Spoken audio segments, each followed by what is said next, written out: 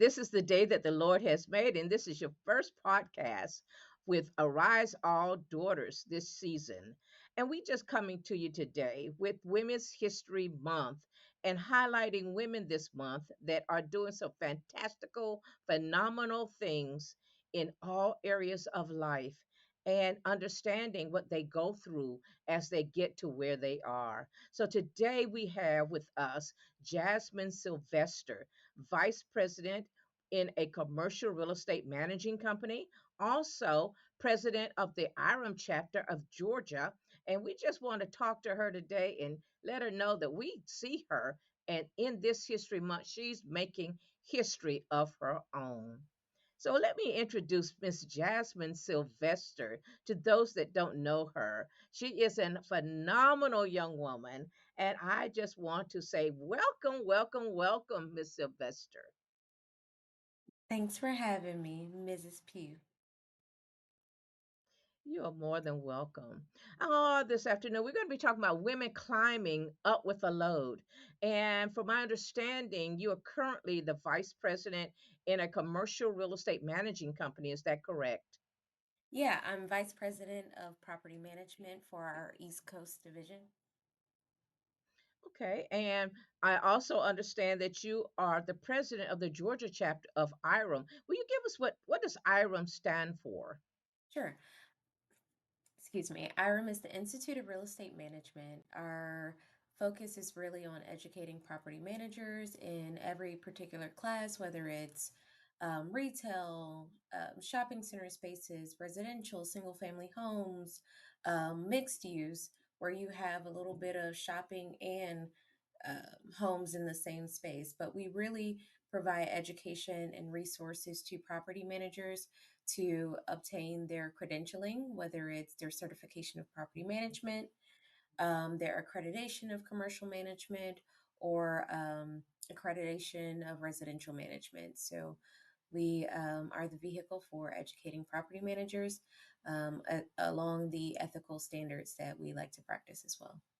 And I understand that is awesome. But my question to you today would be how under the age of 40, and I know that you are, how was it like getting to this point in your career? What were the steps that you took that helped you to get to this point today? Well, I'm under the age of 35. I'll let that be known. Amen. But the truth of truth of the matter is nothing but God, honestly. I did not intend to be in property management. I like to say that property management kind of chooses its people. I was introduced to property management or the field by way of just needing a job in college. After I stopped cheerleading and decided I need to pay a bill or two, I decided to apply for on campus jobs. And the first job that I got was a building manager. And that's essentially maintaining the buildings for our university and our student centers at Georgia State University. I will open up and making sure that if there are spills, the right people are attending to it. If there are emergencies, the right people are put in place for that. And little did I know that that was a introduction into the world of property management or facilities management at a very basic level. So from there, once I graduated, I had no idea what I was going to do, honestly. Like many people who graduate college with some degree, Yeah. one way or another, they try to figure it out. So one of the first jobs that I had after graduating was for a concierge at the North American Properties. And that's very mixed use, where you have office buildings, you have shopping, and you have condo buildings. And that really intrigued me. The concept of it really was intriguing to me. And then I sort of fell Awesome. in love with this guy, Steven Wow. Sylvester. And he introduced me to this little lady who comes in like a windstorm, and she'll make everybody fall in love or blow over at her, just her presence and her aura. He Mhm. was at Georgia Tech studying facilities and property management, and Dr. Debbie Phillips was his professor. He introduced me to her, and immediately after um, being introduced to her, I was sort of voluntold what I needed to do and what my next steps were. because because if you know Dr. Debbie, you just listen to what she has to say because she's been there, done it, and she won't accept no for an answer. So I ended up at some point managing, well, not managing, but leasing luxury apartments. And then I found IREM, an organization that Dr. Debbie Phillips was associated with. And from there, honestly, it's about connecting and building relationships. From that relationship sparked just an interest into this organization, an interest into this field that I had known nothing about. I received my very first big girl job as a tenant services coordinator for Atlanta Property Group by just showing up at an IREM event that Dr. Debbie Phillips told me I needed to be at. And Oh, since then, this field, this profession has taken a hold of me. And I found it as something that I was capable of, something I could be good at if I really just applied myself. And since then, I've one of the biggest things that I've learned is really to just raise your hand for everything, especially while you're young. Don't shy away from volunteering. Don't shy away from serving. Don't shy away from being in spaces where you can learn and become a sponge because people take note of that. mhm. Don't shy away from the tears that you cry from getting your reports chopped down because you're in the learning process. Dr. Debbie likes to say we're all clay on a potter's wheel. We are all continuing to learn and to grow and to be molded, and that's something that's always kept with me, even to this day, as a VP, a young VP, the only woman of color, the only Black person at the executive table for my organization, the youngest one within my organization at the executive table. Okay. I'm still learning and still growing, and I never take away from opportunities to learn something new, to accept Okay. responsibility when I get it wrong, to allow my team members, those that I'm responsible for managing, to teach me something, to share their ideas because being open to something that they may see um, could change something that I'm doing and pivot the needle. I don't know. So, yeah. Okay, wonderful, wonderful, wonderful. That's a lot of information. But one of the things that I heard, and that's why I said highlighting in this Women History Month, women that are trailblazers. So it sounds like Dr. Debbie Phillips was that trailblazer, but she reached back and pulled you forward. So what is Mhm, it like? Do you reach back and pull others forward? mhm. I think really that's a lot. l- that is a similar story that I find with a lot of my colleagues. Someone had to pave the way for them to ascend to whatever roles, whether it be recommendation letters. I can't tell you how many times I reached Dr. Debbie and asked her, "Hey, I want to apply for the Diversity Advisory Board. I want to be IREM 30 under 30." And she never shied away from sending a recommendation letter. Um, when I applied to be ICSC Mary Lou Fiala Fellowship, I reached out to our CEO, and he was the one who sent a recommendation letter. People who really are committed to pouring into others is really what catapults others, like myself, into the positions that they're in. You may not ever be ready for the position that you'll become to be in. However, just accept it and move into it, and you'll grow into those big shoes. Okay, awesome, awesome. With all this responsibility, what other load do you carry? You talked about Steven Sylvester, this guy that you Mhm. met. What load does that carry? Are you married to him at this point? What other things that you carry beyond just being a VP and the president of the chapter of IREM?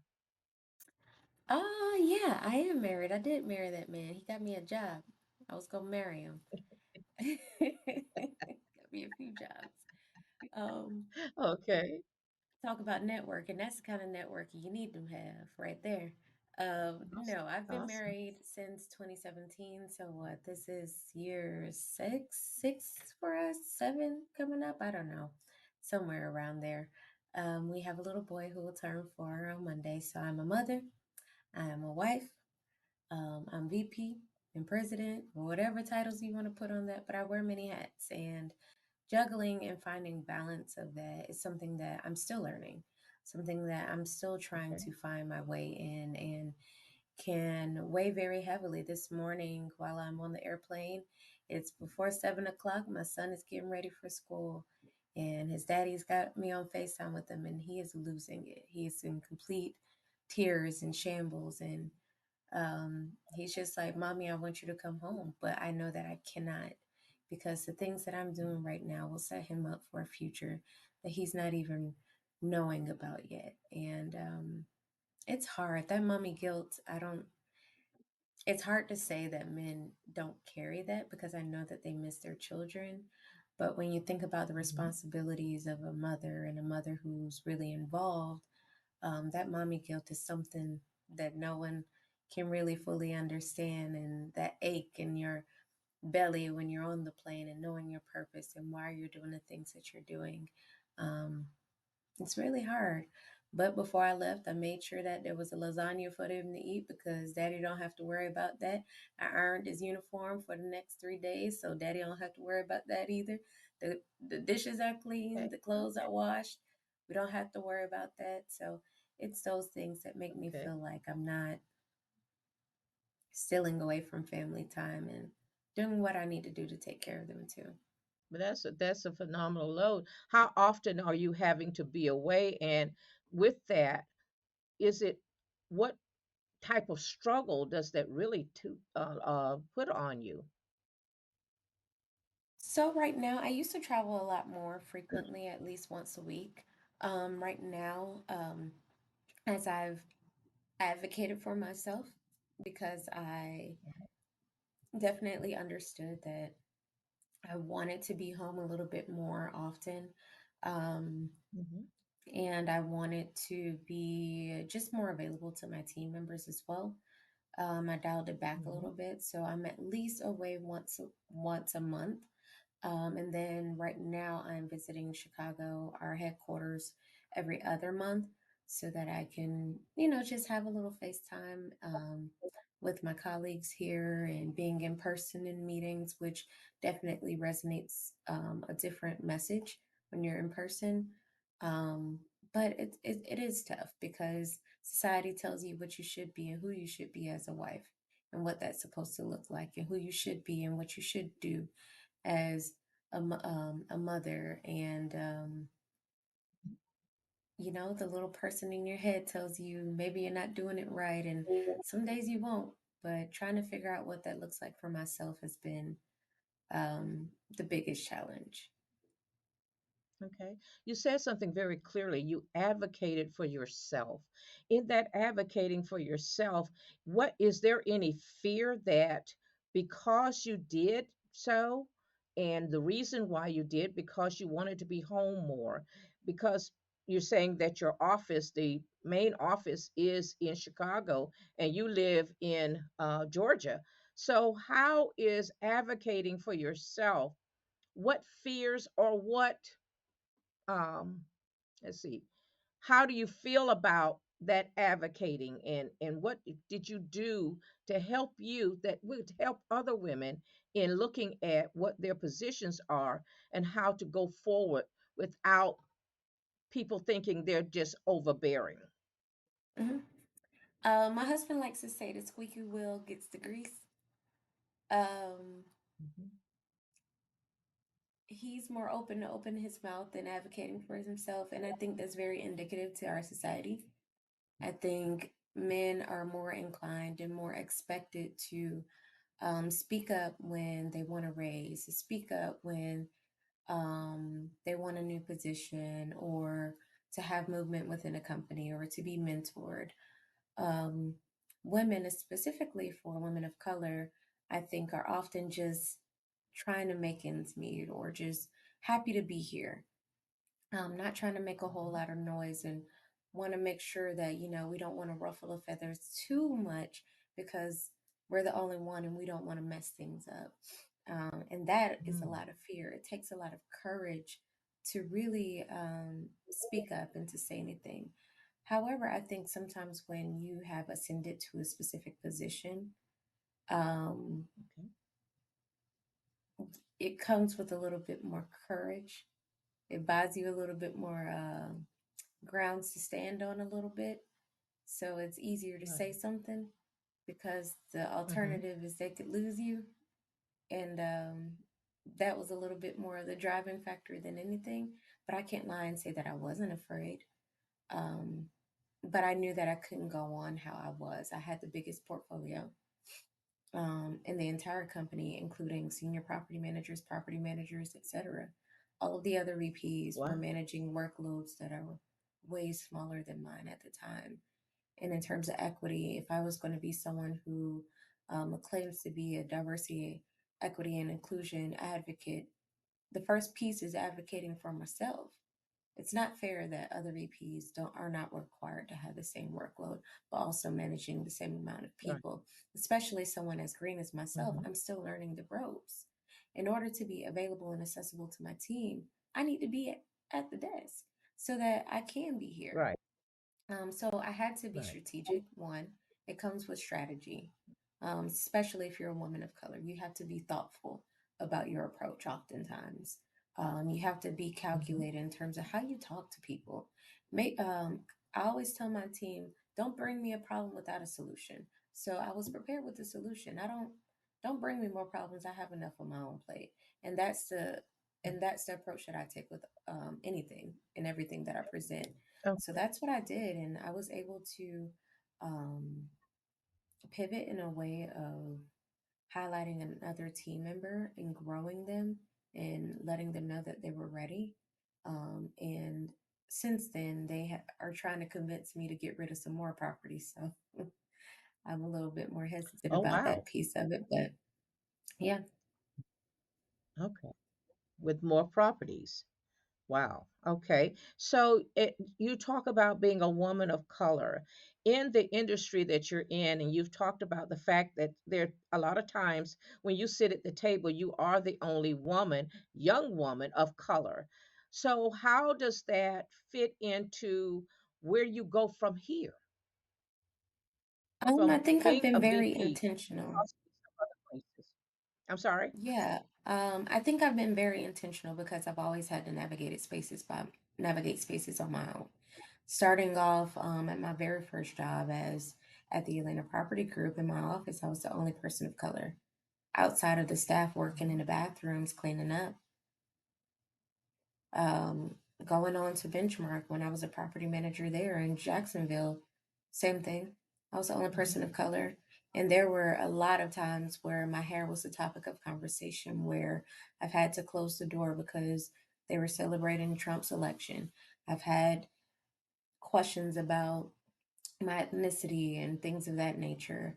I've sat in my car crying about my cornrows because the Florida humidity, Lord Jesus knows, my silk press was not going to last in that, so I had to figure something out. Um, I knew that like I just did not want others to have to experience some of the things that I've had to experience. It was very a very lonely road, and I knew that if I could ascend to a position where someone could come and close my office door, and sit down and tell me about how what their experiences are, and I can advocate and speak up for them because I'm in a position to do so. That's my why. It's important. I've been in a space where people at the decision table, none of them look like us, but the decisions that they're making affect us directly. I refuse. I refuse not to have a voice that represents the communities that I live in, the communities that I shop in, the communities that we're building homes and investing in. Shouldn't we have a little bit of say so for that? And why can't I be a catalyst for it so that they're not afraid to hire more of me into the space? And I can review the applications and tell them about some of the things that I see because from their perspective, they're not going to see the things that I see. To ensure that we're looking at our interviewees with a non biased lens because there's two of us who have come from various different backgrounds interviewing the new hire. Otherwise, they would have just continued to hire more of the same. Looking at the job descriptions and making sure that those are equitable as well, using my voice in a more strategic way. Do you see yourself becoming a Dr. Debbie? Oh, I'm already on that path, girl.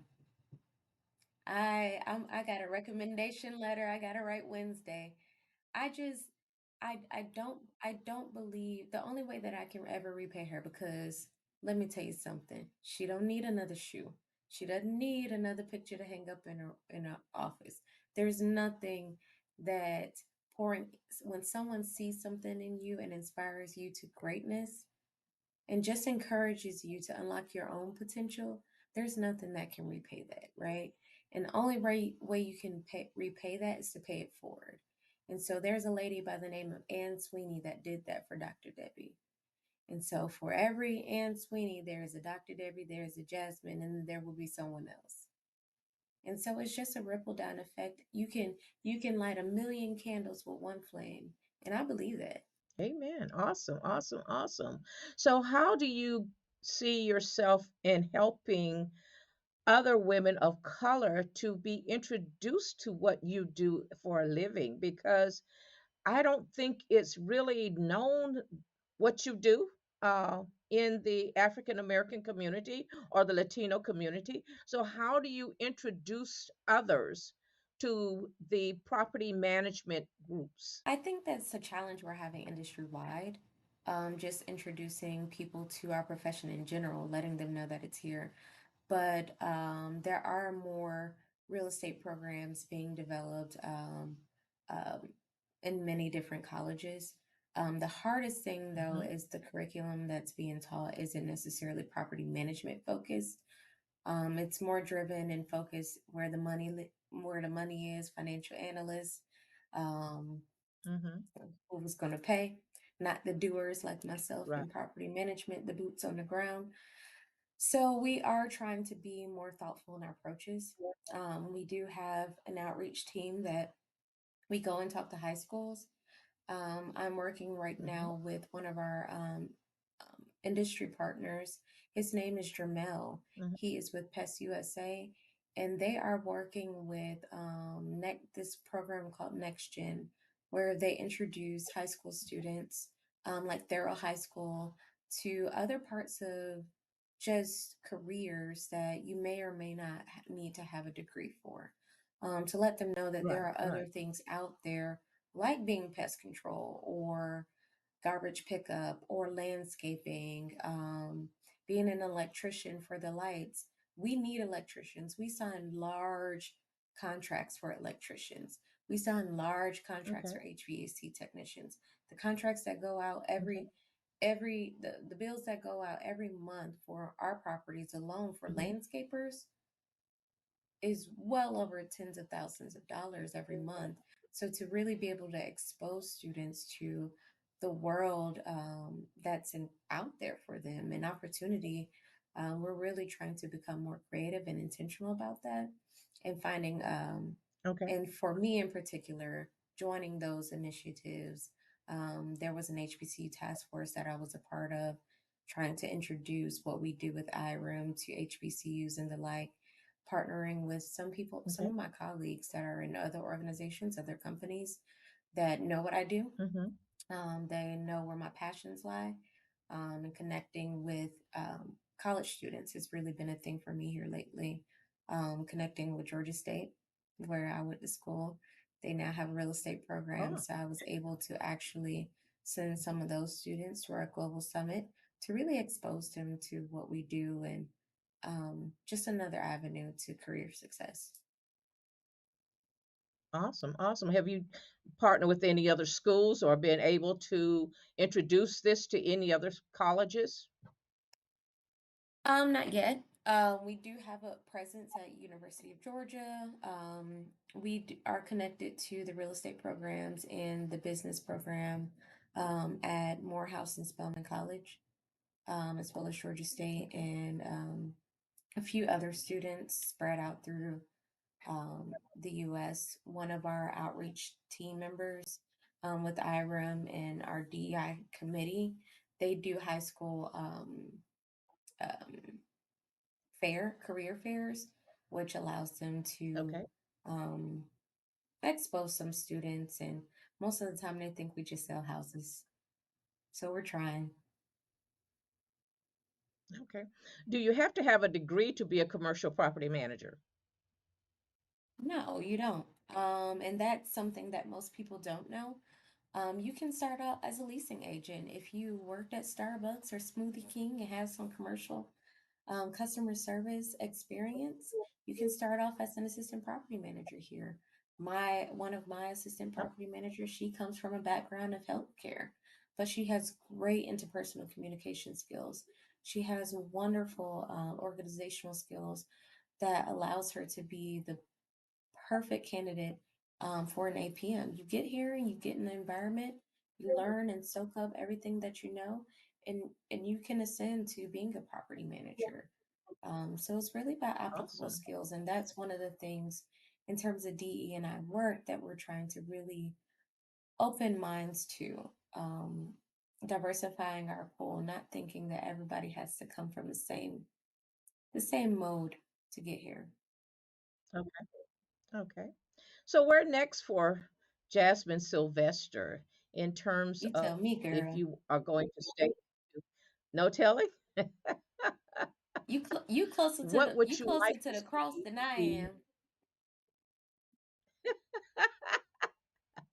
What do you see or would you like to see yourself doing next? So I don't know. I never envisioned myself to be VP of property management ever, especially not at the age that I am. So now, by way of like the ICSC, which is another organization like IRM that is specific to those in the marketplaces industry, which is what they call retail, Mhm. all the shopping centers and things of the sort. The Mary Lou Fialo Fellowship is specifically for women who are in the industry who have already shown Okay. interest in leadership skills and have their eyes set on executive spaces, C suite spaces. Um, and one of the questions they asked me was, what is next? And I never really thought about it because I felt like I didn't know that I was going to be here to even begin with. So, in terms of Okay. what's next, it opened wide open for me. And so I really thought about it. And C suite is where I'm going to be. It's going to be in operations. So, I have my eyes set on COO at some point. So, if the next pivot is director of operations somewhere, um, who knows? Who knows?